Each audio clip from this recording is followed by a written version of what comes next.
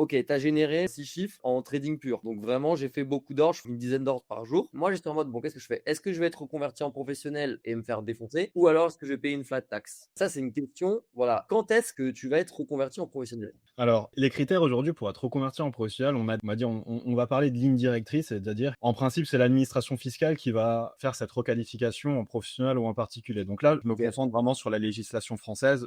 On va être considéré comme particulier la personne qui va réaliser des transactions de manière occasionnelle, sans avoir pour but premier de la spéculation. Comme tu l'as dit, des trades intraday, là, on va avoir une volonté spéculative. Évidemment, l'objectif, c'est de gagner de l'argent, mais Mmh. acheter un bitcoin aujourd'hui en espérant que dans 1 ou 2 ans, c'est fait une plus-value, on n'est pas sur de la spéculation qu'on va qualifier d'agressive. En réalité, c'est plus, on va rechercher si la personne est un professionnel et si elle n'est pas un professionnel, on va considérer que c'est un particulier. Le professionnel, c'est celui qui va réaliser plusieurs dizaines, voire plusieurs centaines de transactions par mois, qui va réaliser des transactions courtes dans le temps. Donc, et également, on prend en compte l'importance des revenus et on peut également prendre en compte les outils qui sont à sa disposition. Sur ces faisceaux d'indices-là, on n'a pas des critères qui sont spécifiquement avec des seuils bien établis. Ça va être vraiment une appréciation au cas par cas pour déterminer si la personne elle va être considérée comme professionnelle ou pas.